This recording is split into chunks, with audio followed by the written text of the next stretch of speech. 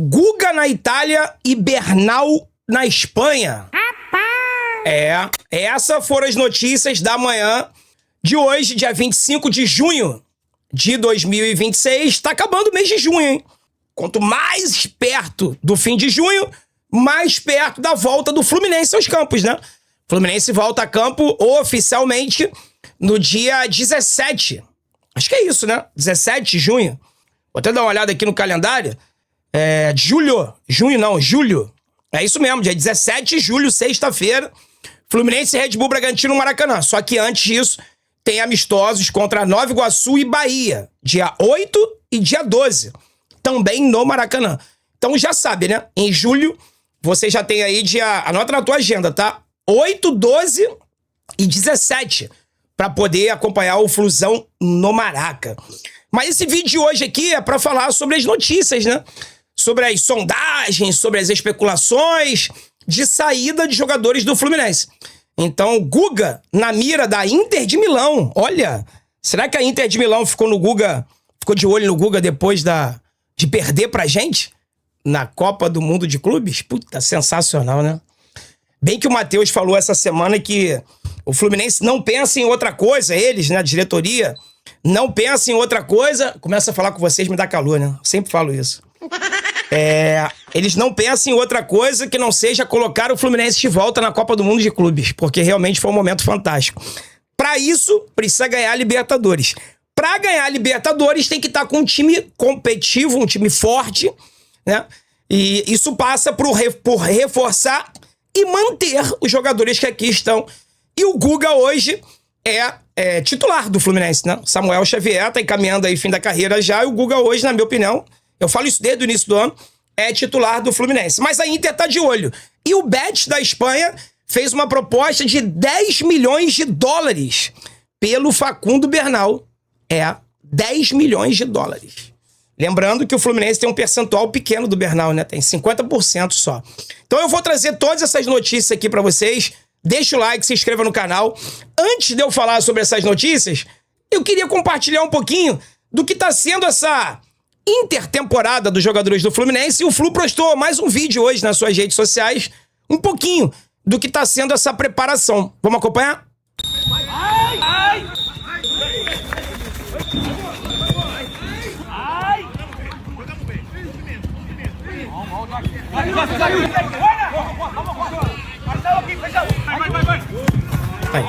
Vídeo de hoje, tá?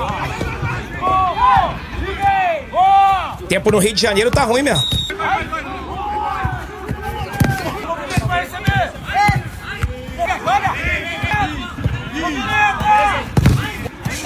Rapaziada, tá querendo, hein?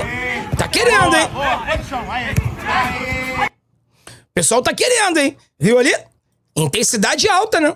Pra terceiro dia de pré-temporada, até que a intensidade tá bacana ali, rodinha de bobinho, todo mundo ali brigando, tentando pegar a bola.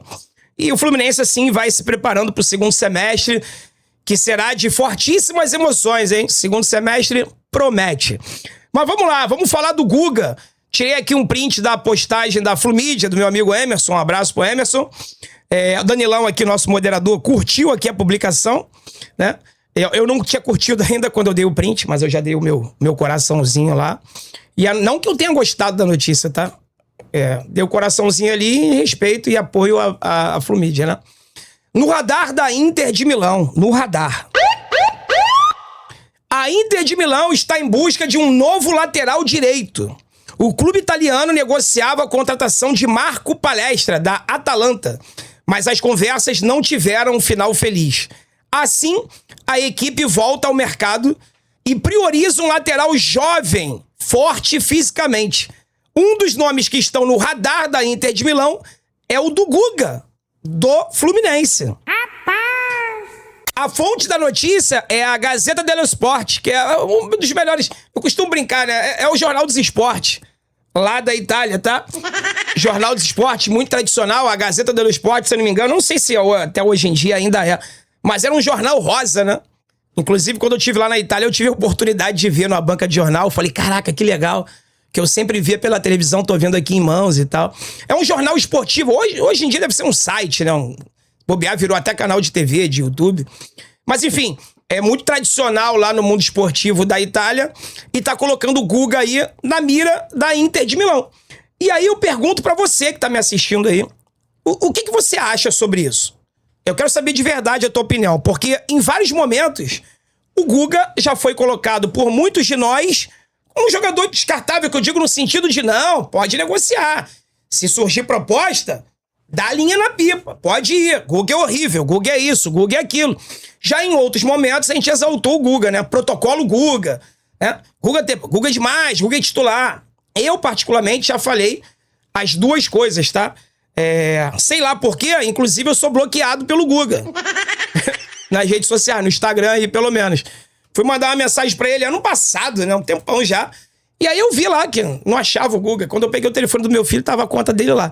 Então, assim, deve ter ficado chateado com algum comentário que eu fiz. Mas eu já passei pelas duas partes aqui. Eu já critiquei o Guga, já falei que o Fluminense tinha que negociar ele. Fui contra a diretoria quando renovou o contrato dele. E já o elogiei muito. E, inclusive, no início desse ano, eu já venho pedindo ele de titular desde o início da temporada.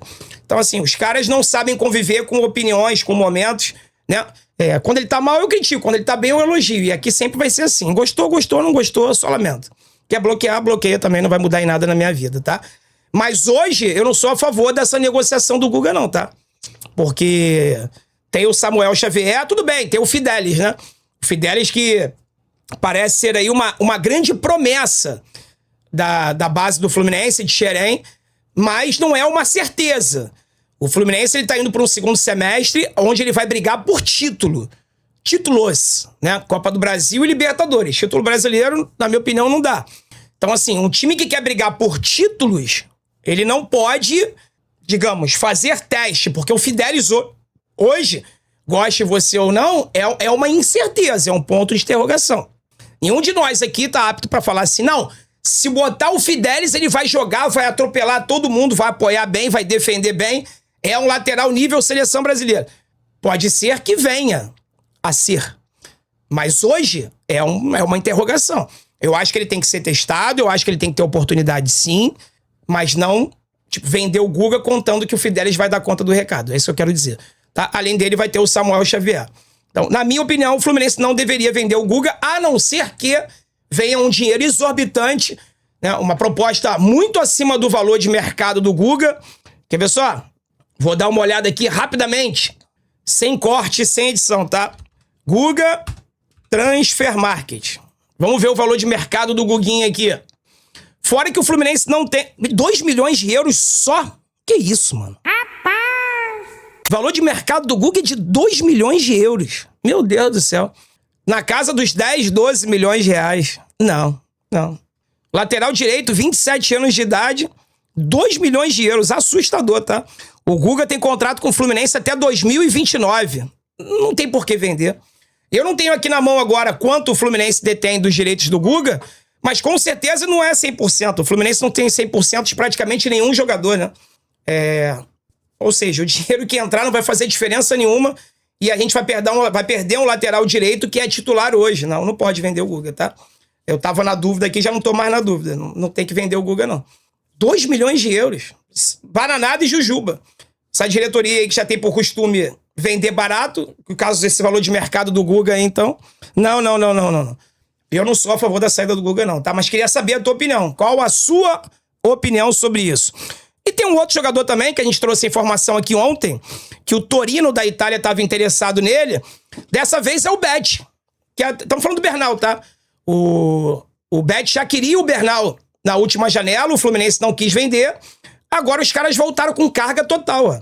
Bet faz proposta de 52 milhões de reais pro Bernal do Fluminense. Estamos falando aqui de 10 milhões de dólares. Lembrando que o Fluminense tem 50% dos direitos do Bernal, tá? Ou seja, 10 milhões de dólares, o Fluminense ficaria com 5 milhões de dólares. Na casa dos 25 milhões de reais, tá? Clube espanhol retoma carga pelo volante, que foi alvo também em 2025. Torino da Itália também tem interesse na contratação, mas não formalizou a oferta até o momento. Então, assim, aquele papo que o Matheus deu lá no podcast, que ele não ia... que a princípio o Fluminense não contrataria mais ninguém, a não ser que algum jogador saísse, que não tinha proposta oficial. Eu falei aqui pra vocês, né? O pessoal ficou chateado nas redes sociais. Não comigo, com a fala do Matheus. Não vai contratar mais ninguém, caramba, tem que reforçar o elenco. Falei, galera, esquece isso, tá?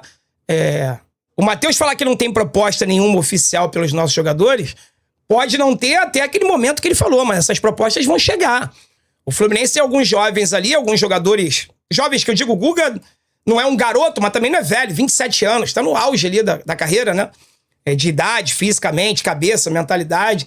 Então, assim, o Fluminense, Bernal, o próprio Freitas demonstrou interesse, o Bolonha teve interesse nele, tem o Hércules, tem o Martinelli, tem o John Kennedy.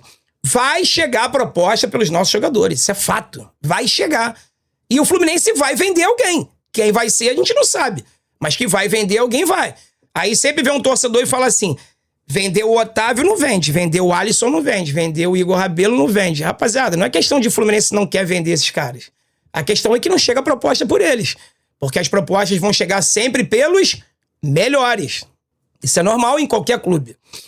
Os pernas de pau não vão receber proposta. Quem vai receber proposta são os caras que têm algum valor, que têm alguma qualidade, ou que têm muita qualidade. Isso é normal, né? Após o Torino da Itália demonstrar interesse, o Real Betis da Espanha deu o passo além e enviou oficialmente uma proposta ao Fluminense pela contratação de Facundo Bernal. A oferta é de 10 milhões de dólares, cerca de 52 milhões de reais, por 100% dos direitos econômicos do atleta. Lembrando, mais uma vez, o Fluminense tem direito a metade disso, tá? Porque aqui, ó, o Fluminense é dono de 60% do passe de Bernal e negocia... Só que aqui tem um detalhe, tá? Aqui tá falando que o Fluminense tem 60%, na verdade é 50%, porque 10% é do empresário dele, tá? Então vamos lá, o Fluminense é dono de 60% do passe de Bernal e negocia com o Defensor do Uruguai, detentor dos demais 40%, para ficar com uma fatia maior da venda. A informação foi divulgada pelo Lance e confirmada pelo GE. O staff do atleta tem trabalhado para levá-lo ao futebol europeu. O empresário dele tá oferecendo ele para tudo que é lugar, né?